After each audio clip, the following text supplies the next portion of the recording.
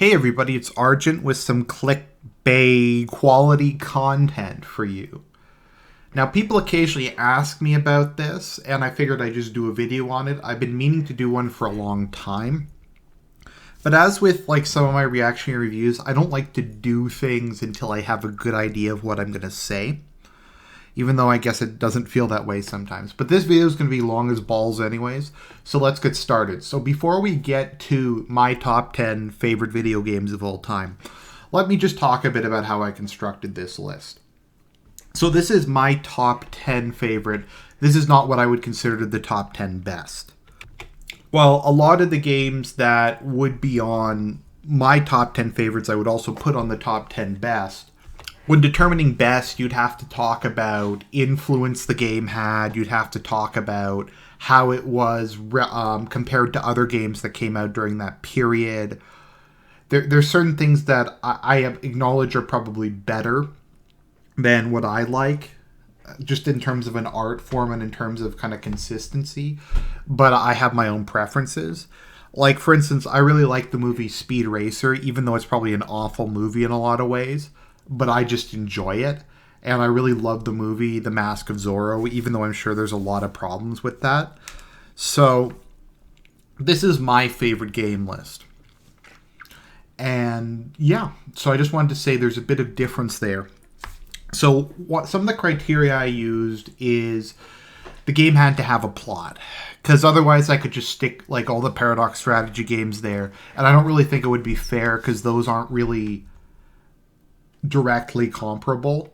How are you supposed to compare? You could compare a Zelda game to something like BioShock. I mean, that makes sense. They're both adventure games. They both kind of have combat mechanics. You can compare that. You can't really compare something like Mass Effect 1 to Civilization 4. They're just too different. One is not plot based and is not even attempting to have anything resembling a plot. So that being said, let's just get to it. And I tried to limit it to one per franchise, because otherwise there'd just be some franchises in this, like Zelda, that would just have a billion games. I just like to also say there's no Fire Emblem game on this, because I kind of consider the Fire Emblem games to kind of be close enough that you could probably just say Conquest plus Awakening plus Path of Radiance plus the Sacred Stones could all collectively be one entry, but I decided to skip that for the purpose of this list. So without further ado, let's get into the honorable mentions, the games that didn't quite make this list, but which I would probably be the next 5. So, first honorable mention, the honorable mentions aren't in any particular order, is Legend of Zelda Twilight Princess. Now, personally, this is probably what I would consider the best Zelda game. Now, before people lynch me, I just think overall, if you look at graphics, storyline, atmosphere, gameplay, etc., I think it's probably the best one in the series. Now, why it's not on the list when, no surprise, some others are going to be on the list, is it's not as revolutionary as Ocarina of Time or Majora's Mask was. It was amazing, and I absolutely loved the game. It just wasn't as revolutionary. It just wasn't when you were growing up in the 90s, you were playing all these crappy shovelware games for the N64 that were really short. And then they came out with this just massive adventure game where you could do all this stuff. So it's not as revolutionary as that. So that's why it doesn't make the list. But I do absolutely love Twilight Princess, whereas a lot of people don't. Next honorable mention is Mega Man Battle Network 3. Now, people might be like, Argent, what the hell is Mega Man Battle Network? Allow me to explain. Mega Man Battle Network was an excellent series of Mega Man-themed RPGs that came out on the Game Boy Advance. At least the first 3, the ones after that were just abysmal.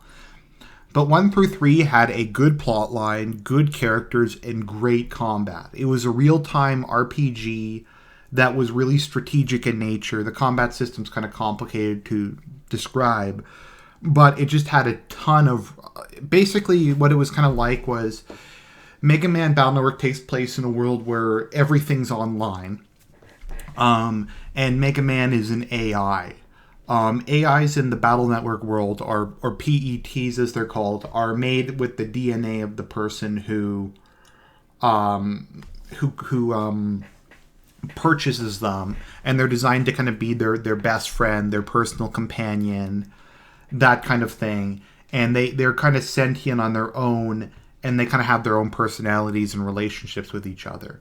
So because there's such a wide variety of people, you just have all these strange ones. You have like Mega Man, you have Roll, you have Guts Man, you have Proto Man, you have Number Man, and they all kind of have these unique and quirky powers. And you can really game the system if you get good at the tactical combat. But Mega Man Battle Network 3 was kind of the highest the series ever went. There was a ton of post-game content to do. There was just all kinds of like cool, like legendary stuff on the internet. It's kind of hard to describe. Like, they just kind of took the concept to an art form. They did a really good job with the characters, a really good job with the plot line, the lore, etc. It was really immersive, and it was an amazing game for a Game Boy Advance game. Why it doesn't make the list is, I guess it's just kind of old and dated, and GBA is just kind of, maybe my memories of it have just faded a bit. But I highly recommend, if you're going to get an emulator, play at least Mega Man Battle Network 1 and 3. 3 is the best. 2 is good too, but 1 and 3 are the best. Absolutely fantastic game. Get it on emulator. Third honorable mention, this shouldn't really be a surprise, BioShock 1.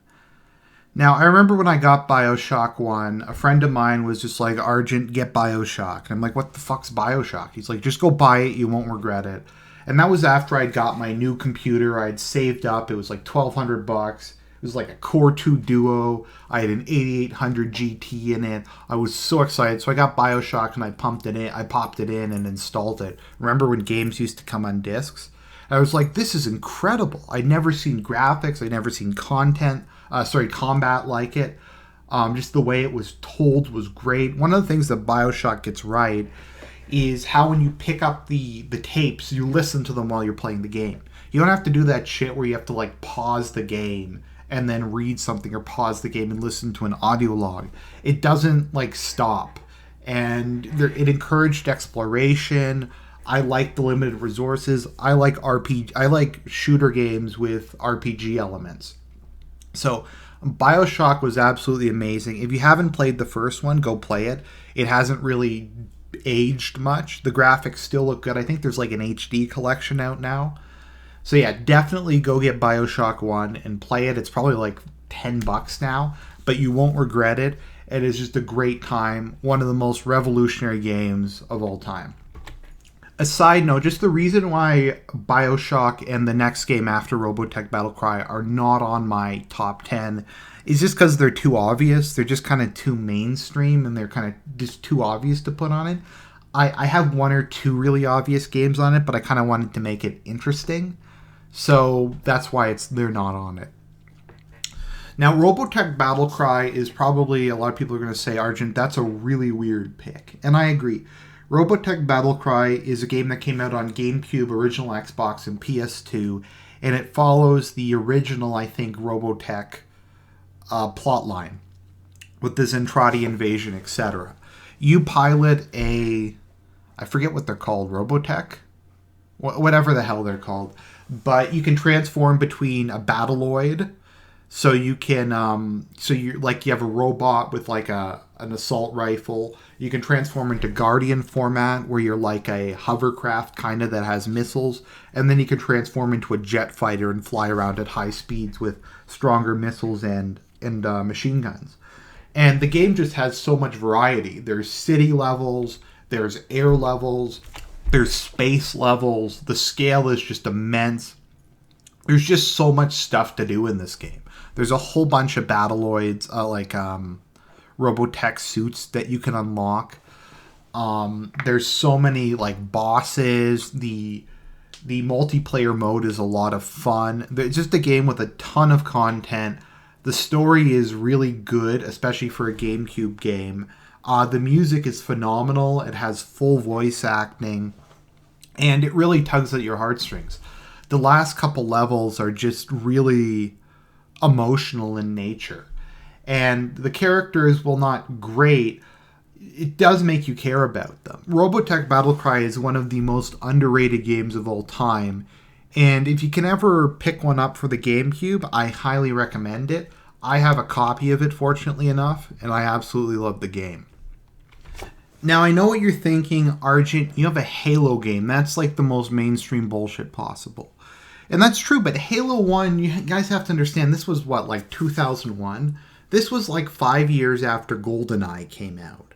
We were used to just like these really crappy like 2D shooter games.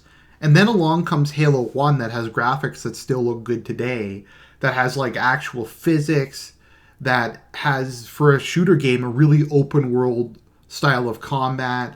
There's all kinds of different ways you can go about stuff. You have all these like amazing enemy designs. You have levels where the Flood and the Covenant are shooting each other. You have AI companions who don't completely suck. You got vehicles. You got just all this amazing stuff. And I think the best part of Halo, other than the gameplay and the music, which is phenomenal, is the atmosphere. You really feel like you're alone in the games. Like, you are Master Chief, you are the last hope of humanity. You're fighting against impossible odds. You're a god of combat. You're like humanity's guardian angel. And that's really cool. And Halo 1 really gives you that feeling. You're all alone. You're abandoned on this fucking ring in the middle of nowhere, surrounded by a vastly superior force, but you just don't give up. You just keep going and going. And just the sheer endurance of Master Chief really wins you over and really makes you like the guy. Cortana is good in all the games with kind of her banter.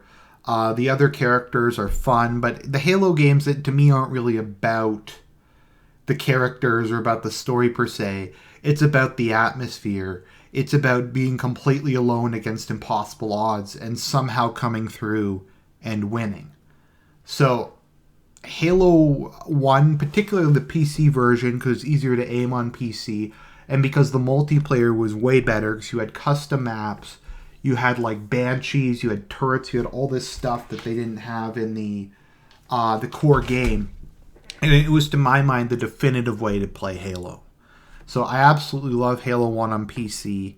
I don't know if I'd say to get it, but if you ever like have missed out on it, go find the PC version of Halo somewhere. It's way better than the original Xbox one. Let's get into the actual top 10 now. At number 10, we're going to start with Stalker Shadow of Chernobyl. Now, this was a game a friend of mine, the same guy who told me about Bioshock, was like, Argent, I have this game Stalker, it's really cool. Here, install it on your computer and I'll give you the crack for it. So I'm like, okay, I'll get Stalker, let's try this out. I started playing it, I'm like, this is really weird. It wasn't like anything I ever played. It was like realistic. You died really easily. The game was brutally difficult. And yet, as I kind of started to play it, I realized something. As the Stalker games are hard as balls, but they're also extremely fair. Your enemies die just as quickly as you do. And if you can, like, get a strategy down, if you can figure out how to aim properly, if you can get good weapons, if you can like not just run in like an asshole spraying and praying with like an automatic gun, then you can utterly dominate everything in your path. And I really love the tactical combat in it, because you can't, like, if you have a pistol, pistols are realistic. They're extremely inaccurate. They barely do any damage. And if your opponent is wearing any kind of body armor, the bullets will just bounce off. Kind of like in real life. So if you're even going to use a pistol, you have to crouch, aim with the iron sights, and get headshots. And even then, it's difficult. Once you get even like a submachine gun and you start firing it in semi-auto mode, it just vastly improves the experience of the game. And when you get an AK for the first time, you feel like you've become a god among men. I mean, the game's still brutally difficult, but an assault rifle, you can actually fire semi-auto shots at distance. Once you get a scope, you just start owning people. And that's kind of what it's like in real life. If you're just going to run around like an asshole spraying and praying, you're not going to hit anything. Guns aren't really that accurate. But if you You sneak up on your enemies, you get into a good cover position, you get into a good overwatch position, and you just start picking them off. You can just utterly devastate your foes. And that's really cool. And the Stalker games, especially later in the game, once you get like your awesome looking Stalker suit with like the closed breathing apparatus and that kind of thing, it's just, you're running around with that. You have like your scoped rifle, and you just feel like a badass. Especially since people die so easily in this game, you just feel like you're this elite commando running around Chernobyl, just owning everything that moves. And the game has a great story. The atmosphere is incredible. The open world is huge. There's so much stuff to do. There's a lot of dynamic stuff, especially if you get the mods. You don't play the vanilla game. I forget what it's like, Stalker 2014 or 2012 or something, where they restored all the cut content, they improved the graphics, and they added a lot of other stuff in. Like, there's dynamic stuff. Bands of stalkers will just roam around. They'll spawn at random. Hordes of mutants will just come out of nowhere. Artifacts will spawn. Anomalies will just move around. It's just crazy. And the game's different every time you play it because of the random spawns. And there's so many different things you can do in the game. Especially in the modded versions, you can upgrade your guns. All the guns are kind of realistic. They have the strengths and weaknesses that they have in real life. Like, the AK does a bit more damage, but it's less accurate than like the M16. But the M16 jams and degrades faster. So there's a lot of just kind of realism to how the guns work. And it's, every shot counts. You can only carry so much weight. You can get these cool artifacts because it is a sci-fi game that give you like superhuman abilities. But it's always within kind of a realistic perspective. So all three Stalker games are great. They all have their kind of good aspects and their bad aspects. Stalker 3 is probably the worst in terms of story, and it's just kind of a sandbox collect game.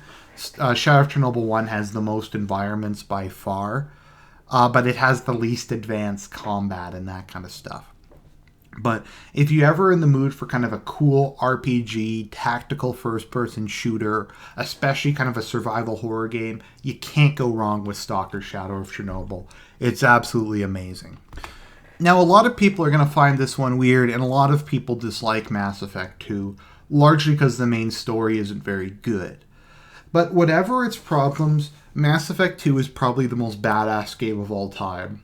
You're Commander Shepard, you're just a badass. I don't know how else to describe Commander Shepard. You just go around the galaxy, blowing away everything that stands in your way. If anything fucks with you, you just blow them up. You have your badass ship with the cloaking device, and you just recruit this team of just like balls to the wall, crazy people. You got Garrus, who's like a vigilante with his like super sniping abilities. Like, when you come across Garrus, he's fighting off an entire army single-handedly, and he just doesn't give a shit. He's just like, these guys are going to come, and I'm just going to kill all of them. You got Grunt, who just doesn't give a shit either. Rex doesn't join your party in this, but Rex just beats the crap out of everything. And pretty much every member of your party, even Morden, who's like this tiny guy, is just a stone-cold badass. And like, the most fun part, I think, of the Mass Effect games is if people screw with you, you can just shoot them, or you can just tell them to go fuck themselves. And there's just so much stuff to do in Mass Effect 2. The main plot is awful, I'll admit it. The loyalty missions are a lot of fun. The recruitment missions are a lot of fun. Just going around, rolling and trolling, blowing away everything that moves is a ton of fun.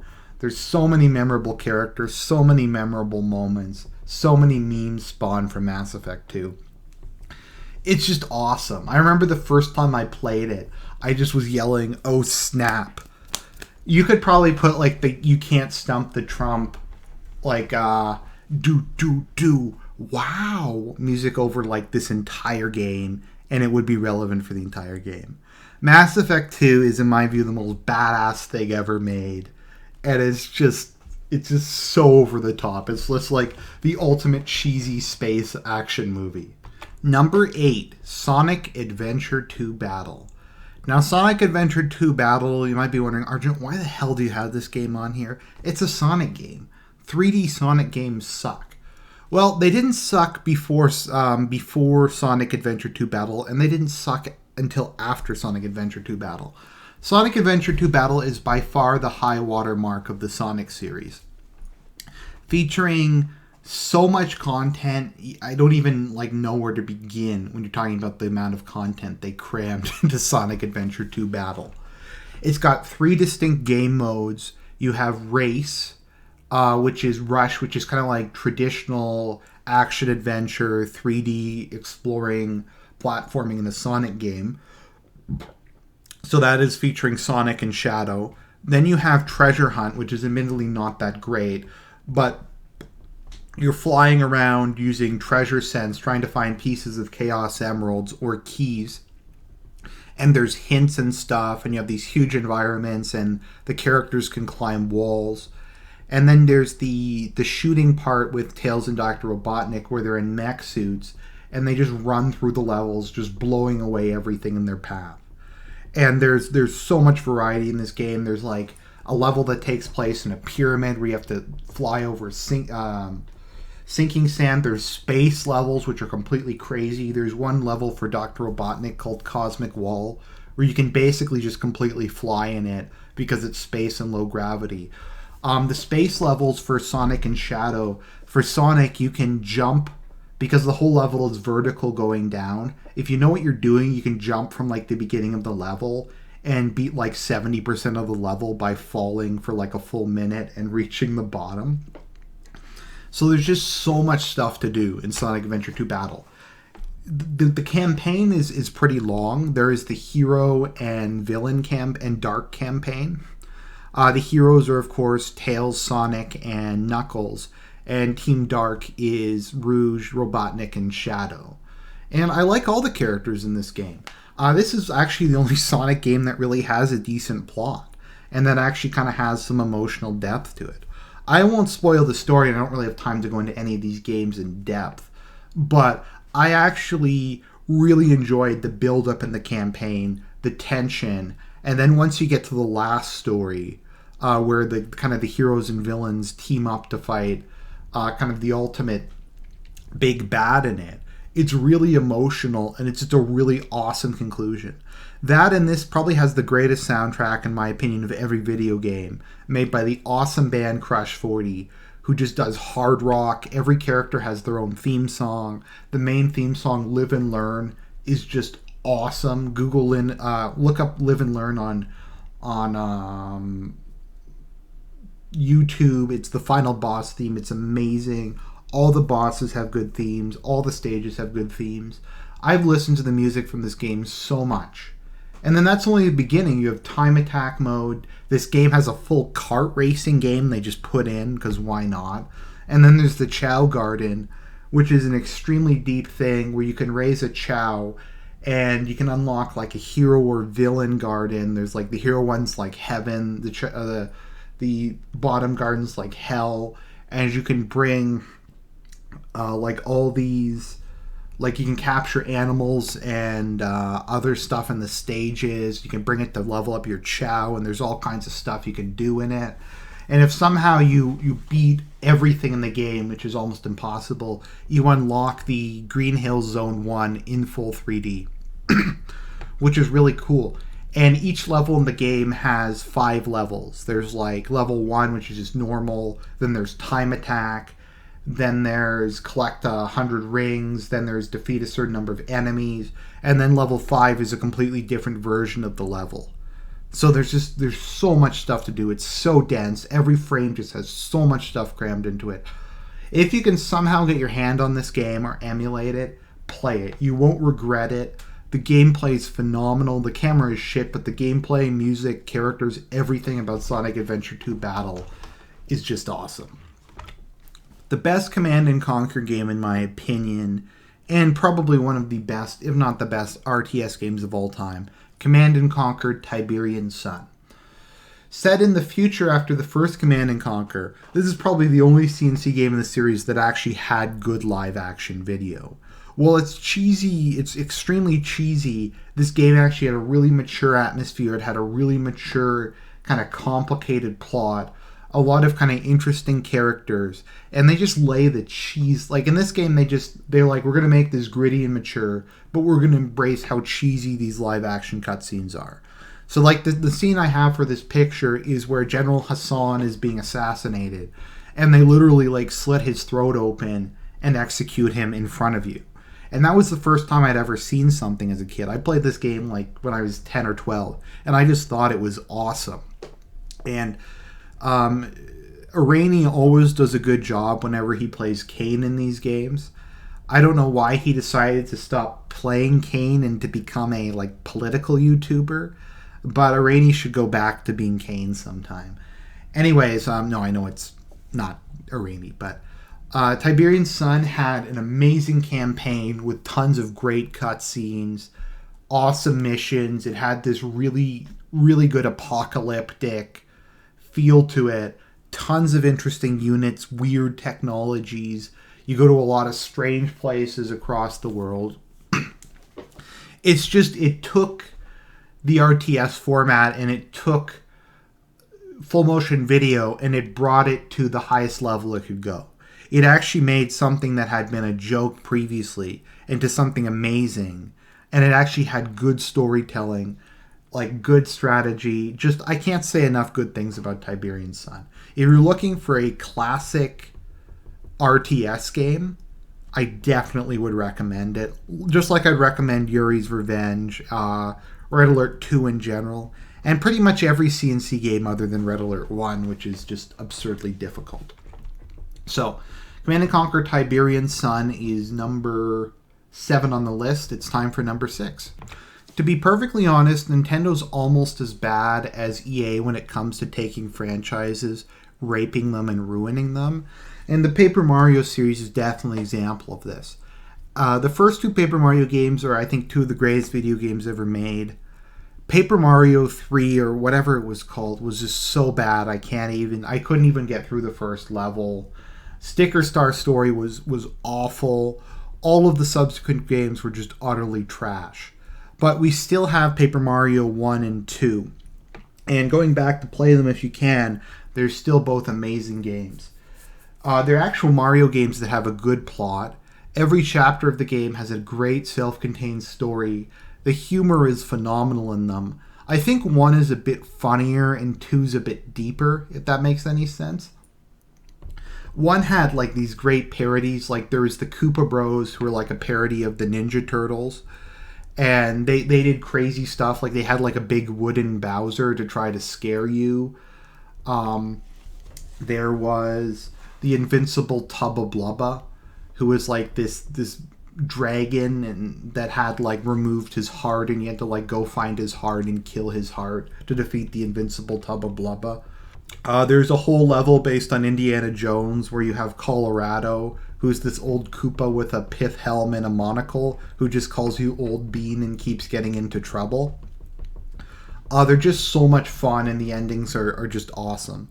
2, though, I think brought it to a new level. In particular, the Vivian level, where Mario gets his body stolen and he becomes a shadow and he has to partner up with Vivian to try to regain it, was just amazing. There's this awesome level where people won't believe you're Mario, so they call you Gonzalez, and that becomes your fighter name, and you have to win a tournament. And you're facing off against Rock Hawk, who's just awesome. And in the end, you get to like fight a possessed Princess Peach, kind of predicting what would happen in Twilight Princess. But Thousand Year Door has awesome combat, truly great storytelling, great cast of characters, and lots of side missions, just lots of fun stuff to do in general. This was kind of Nintendo at its best, family-friendly entertainment, but deep and with a lot of heart and a lot of humor to it. Unfortunately, they raped this franchise and didn't provide a rape kit, so it's just, you guys have no idea how good this franchise was before Nintendo decided to ruin it, like they ruin everything. Number 5. Now, you may be going, Argent, why the hell do you have Devil Survivor 2 as your number 5 game. That's kind of an obscure and weird choice. And I admit it is. Devil Survivor 1 was a great game, don't get me wrong, but Devil Survivor 2 was absolutely incredible. I remember I got this right after I got my 3DS, and I couldn't believe how great this game was. Devil Survivor 2 more or less took all the deep problems most of the Shin Megami Tensei series have and fixed them.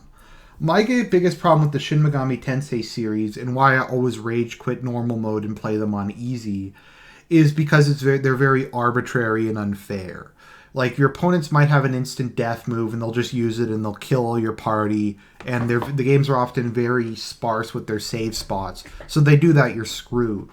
Like in Strange Journey, if the main character gets petrified, you're dead even if the other members of the party have revival spells. It doesn't matter. The game's just completely over. You're completely screwed. Now, in the Devil Survivor games, all the skills in the game are modular. All your passives, all your actives, all your auto skills are completely modular. You can take them off on people. You can put them on other people. You can completely swap out what demons you want. It's just extremely strategic and tactical as well. And you can just completely redo your party for whatever situation you have. So while the game is brutally and unforgivingly difficult, you can cheese the game really easy. Like, the last boss deliberately tries to kill Alistair, if that's, I don't know, he has like 50 names, tries to kill Alistair, and the last boss gets 16 attacks a turn, which is insane, but the last boss can only do physical damage, and there's a skill that you can get called Reflect Physical. So you put Reflect Physical on Alistair, and the last boss will literally just kill himself really fast. If you don't do that, you're completely fucked and he'll kill your whole team. But you can cheese the game like that. You can set up certain characters for certain roles. Like, some characters you might just put a shit ton of, make them into a glass cannon and just have them charge the boss and beat the shit out of them. It's a game where you actually don't have to beat every enemy, and you often won't beat every enemy. You'll just be sometimes desperately trying to accomplish objectives. So the gameplay is absolutely fantastic in Devil Survivor 2. But really makes it is the story is incredible. It's an apocalyptic, as you may have noticed, I like apocalyptic, but it's a ton of heart. You really get to see the apocalypse like in action. And every chapter, every mission, the stakes change and the situation changes. And you can really feel them just trying desperately to get through one crisis after another and just gradually losing their resources. So the story's great, but what really makes it is the characters. Every character is extremely well developed. They have a really interesting backstory. They have a lot of personality. They're all likable in their own way. This game probably has the most waifus per capita of any game I've ever played. But as you go through, there's just all kinds of story to it. Every character is likable. Every character is unique. There's kind of a part near the end of the game where you get to pick a bunch of different endings, and all the endings are kind of interesting in their own way. And all the different characters who embody the different endings are really fascinating. I went with the Kingmaker ending by siding with Alistair. I'll do a full reaction review of this game. But even if you have to emulate it, play Devil Survivor 2. You won't regret it. It's just fantastic. I don't know, maybe I'm the only person who liked Dark Souls 2. It got a lot of hate when it came out. I mean, it got really good reviews, but it got a lot of hate. Probably because it's so different from Dark Souls 1. But that's not a bad thing. While I admit it does have the worst plot of the 3 games, I think it has the best gameplay. It's definitely the longest, I would say, especially with the DLC. The DLCs are massive for this game. There's so many weapons, there's so many suits of armor you can get, so many different boss armors. This game has the most bosses of any of the Dark Souls games. It has the most areas. There's just so much to do in Dark Souls 2. There's a really wide variety of areas, from the Iron Keep to Harvest Valley, which is really cool. Earthen Peak's cool. Shrine of Amara is really neat. There's just, I think, a wider variety of environments than in the other 2 Souls games. And a wider variety of enemies. It's just a lot bigger than the other games. And I think the combat was kind of a good mixture of 1 and 3. They slowed it down a little bit from 1. They nerfed armor slightly, but not nearly as much as they did in 3. So I kind of think it's the best balance of 1 and 3's combat system. I think the upgrade system was probably the best in Dark Souls 2.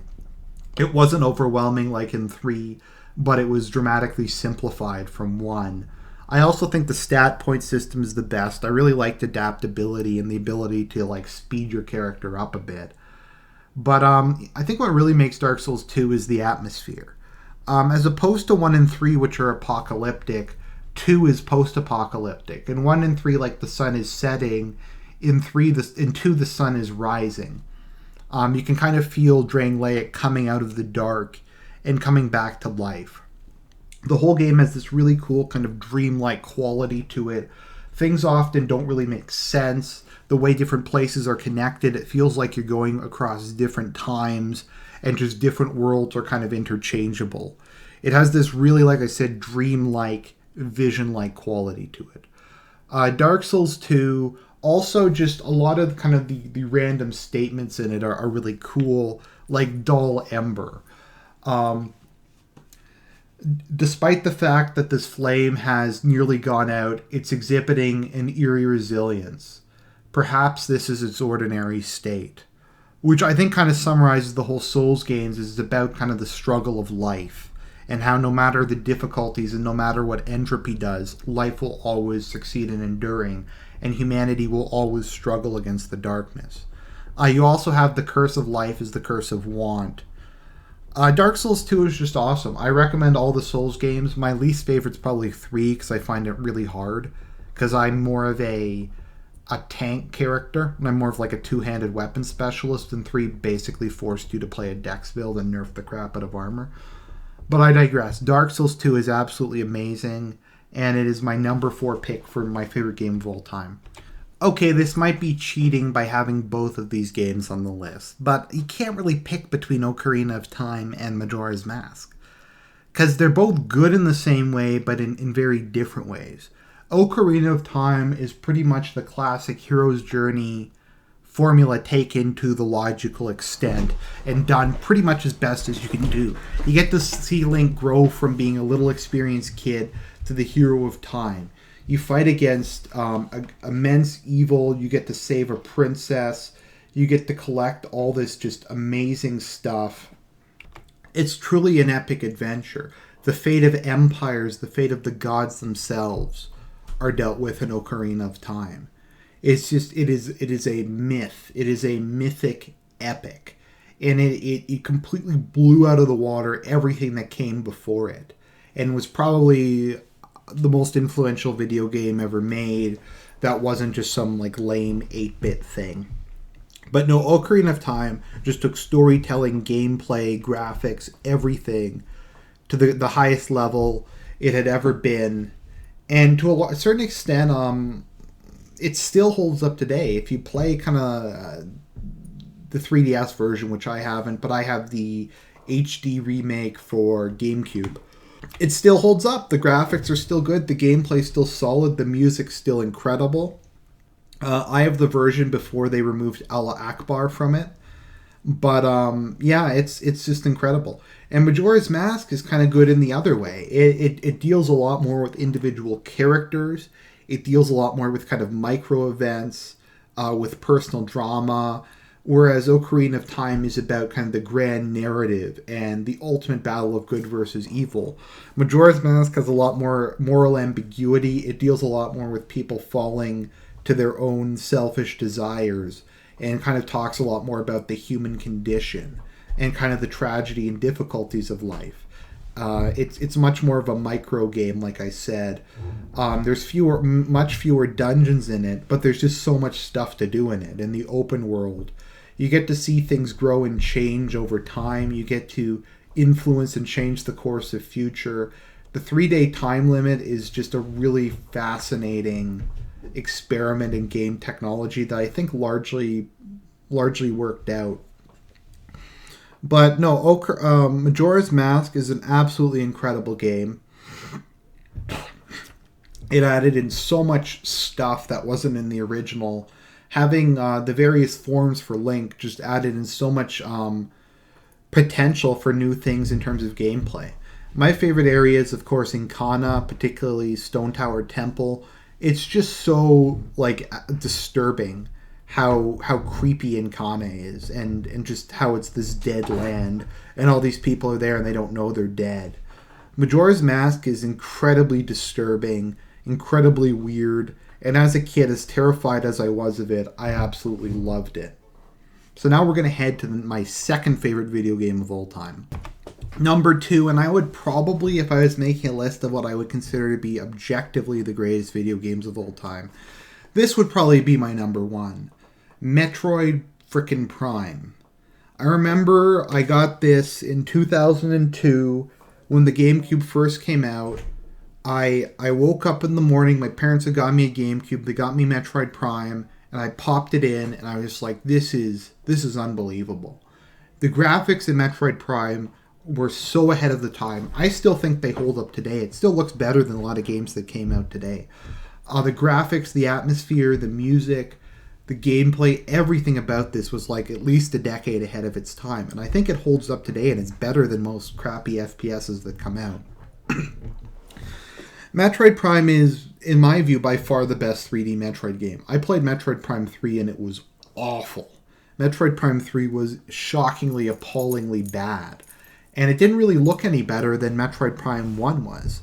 So Metroid Prime 1 features Samus Aran being stranded on the planet of Talon 4. Or I forget if she's stranded or why she's there.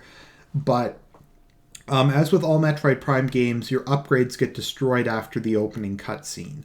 With the exception, of course, of your power cannon or whatever it's called, and your visors. One of the cool things this game introduced that I don't think anyone had done before was what would eventually kind of become detective mode or sense mode or eagle vision, was the scan visor. Now you have 4 different visors in this game. You have the combat visor, which is just normal vision. Then you have the scan visor, which you can scan anything in the game. Every enemy in the game you can scan. Pretty much like all the environmental stuff you can scan. Everything has a backstory. Samus will do like an actual analysis of everything. She'll be like, it appears that this was destroyed by this type of energy weapon. You can download every like computer in the game has like a status report, etc. And the game's told entirely through that. There's pretty much no dialogue in the entire game. So you just go through the game and you have no idea what's happening, and you're just exploring the ruins of the Chaos. Chaos? Whoever the bird people were who raised Samus, who genetically altered her to be a superhuman, and who gave her the power armor. So you learn about kind of the fall of their civilization. The last log you get in the game from them talks about Samus herself. So you're exploring her past, you're exploring the people who created her. And as you're going through, you're fighting these like ancient monsters, and eventually you start fighting the space pirates, the people who killed Samus's parents and have come to abuse and destroy the homeworld of her adopted parents. And Samus isn't going to put up with that. So as I was saying, you have the combat visor, the scan visor, you have the, what's it called again? The infrared visor. Yes, you get an infrared visor, and yes, everything in the game has a heat signature. And then there's the X-ray visor, which shows everything in X-ray, which isn't that interesting, but you can see the weak points of some enemies using it. Then you have 4 beam weapons. You have the power beam. You have like this heat-seeking thunder beam. You have the like incinerator beam, which is dissolves things, and then you have the ice beam, which freezes stuff that you can then shatter.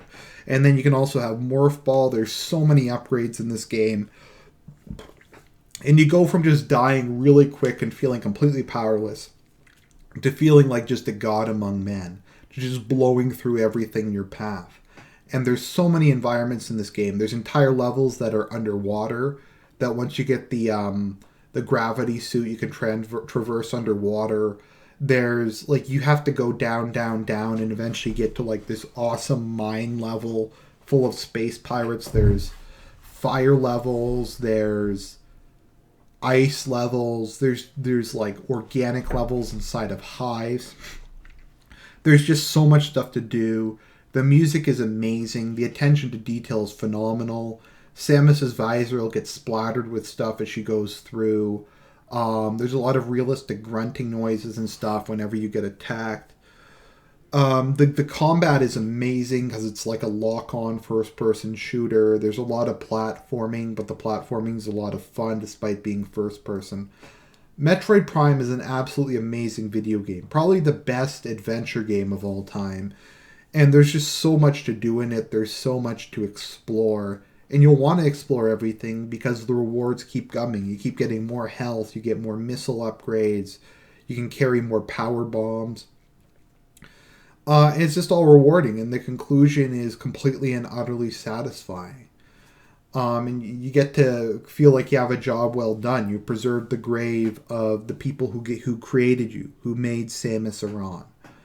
So Metroid Prime, it may be 2002, it may be an old game, but in my view, it's probably the greatest video game ever made.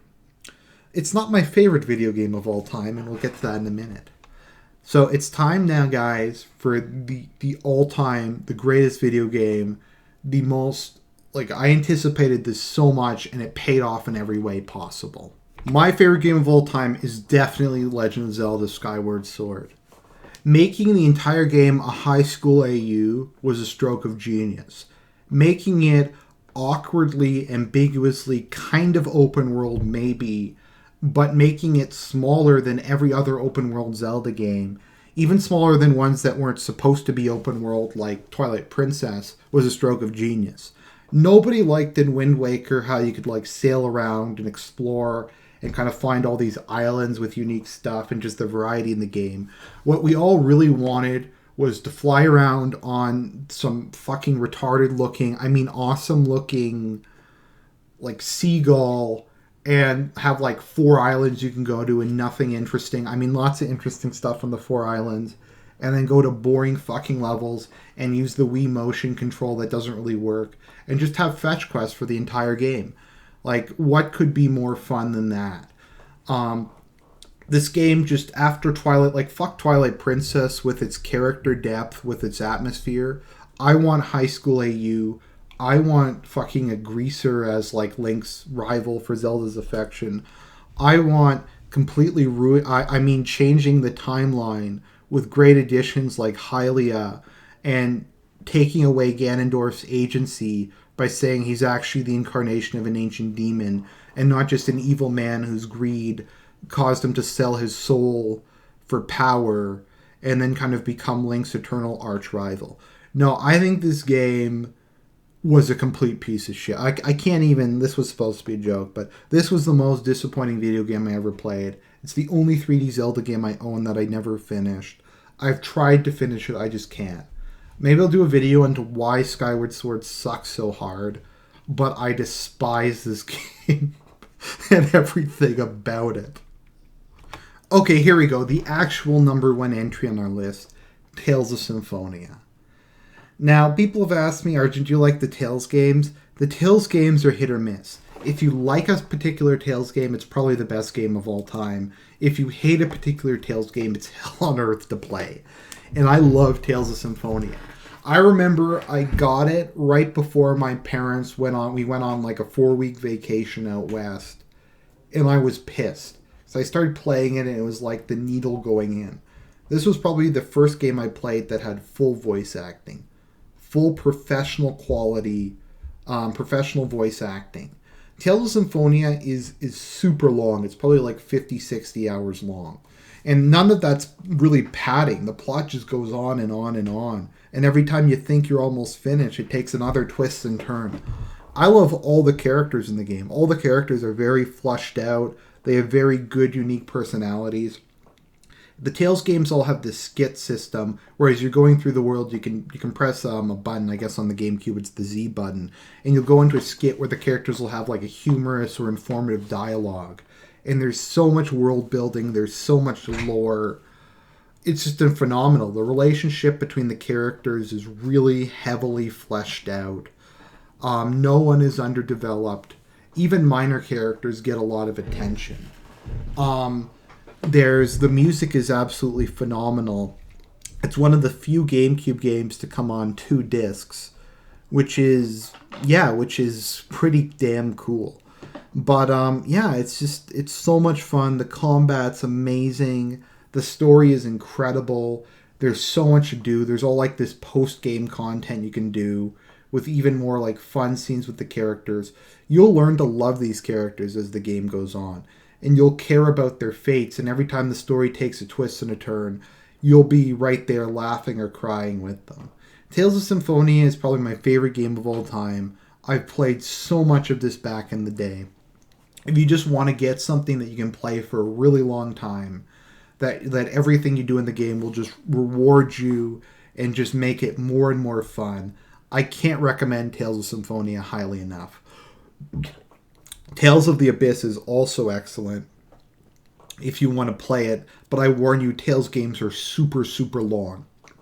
So if you're like 5-10 hours into Tales of Symphonia and you can't stand it, I probably wouldn't go further because it's just going to be painful for you. I just realized I forgot to put Skies of Arcadia in this list, but you can't get to everything. That is my top 10 favorite video games of all time, my reasons for putting them on this list, and 5 honorable mentions. Have a good day, everybody.